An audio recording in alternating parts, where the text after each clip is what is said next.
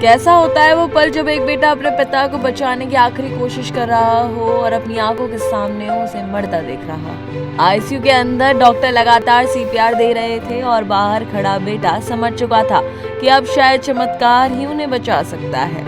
आखिर प्रदीप रावत के आखिरी लम्हों में क्या हुआ था? बॉलीवुड और साउथ सिनेमा के दमदार अभिनेता प्रदीप रावत अब हमारे बीच नहीं रहे।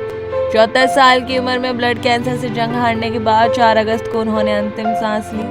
अब उनके बेटे विक्रमादित्य ने पिता के आखिरी पलों को याद करते हुए ऐसा दर्द साझा किया जिसने हर किसी की आंखें नम कर दी हैं। 4 अगस्त को प्रदीप रावत का निधन हो गया। 5 अगस्त को मुंबई के ओशिवारा शमशान घाट में उनका अंतिम संस्कार किया गया।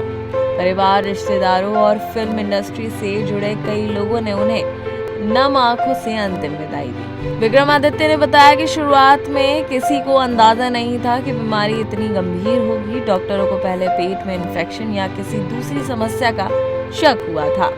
दवाइयां भी दी गईं, लेकिन उनकी तबीयत में कोई सुधार नहीं हुआ। इसके बाद ब्लड टेस्ट कराया गया। रिपोर्ट में सामने आया कि प्रदीप रावत का व्हाइट ब्लड सेल काउंट बेहद ज्यादा था। डॉक्टरों ने ब्लड कैंसर की आशंका जताई और आगे की जांच में इसकी पुष्टि हो गई। बेटे के मुताबिक जैसे ही परिवार को ब्लड कैंसर का पता चला, सब पूरी तरह टूट गए। उन्होंने बताया कि ये कैंसर बेहद दुर्लभ और गंभीर था।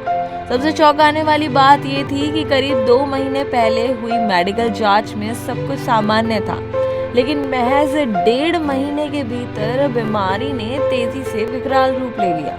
विक्रमादित्य ने पिता के आखिरी लम्हों को याद करते हुए कहा कि पूरा परिवार आईसीयू के बाहर खड़ा था। उन्होंने बताया, मैंने आईसीयू का दरवाजा खोला तो देखा कि सभी डॉक्टर पापा को सीपीआर दे रहे थे। उसी पल मुझे समझ में आ गया कि अब स्थिति बहुत गंभीर है। माँ भी ये देखकर रोने लगी थी।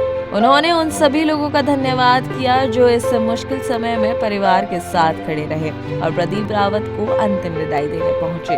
प्रदीप रावत ने अपने अभिनय करियर की शुरुआत साल 1988 में बी.आर. चोपड़ा के मशहूर धारावाहिक महाभारत में अश्वत्थामा के छोटे से किरदार से की थी। इसके बाद उन्होंने हिंदी और साउथ सिनेमा में कई यादगार भूमिकाएं निभाई। निर्देशक एस.एस. राजमौली की फिल्म सय में उनका विलेन वाला किरदार काफी लोकप्रिय हुआ और उन्हें बेस्ट विलेन का अवार्ड भी मिला।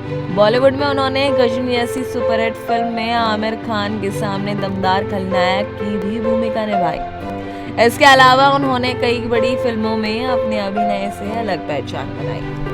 प्रदीप रावत आज हमारे बीच नहीं है, लेकिन उनके निभाए गए यादगार किरदार और बेटे विक्रमादित्य की ये भावुक यादें हमेशा लोगों के दिलों में जिंदा रहेंगी। आपको प्रदीप रावत का कौन सा किरदार सबसे ज्यादा पसंद था? हमें कमेंट करके जरूर बताइए।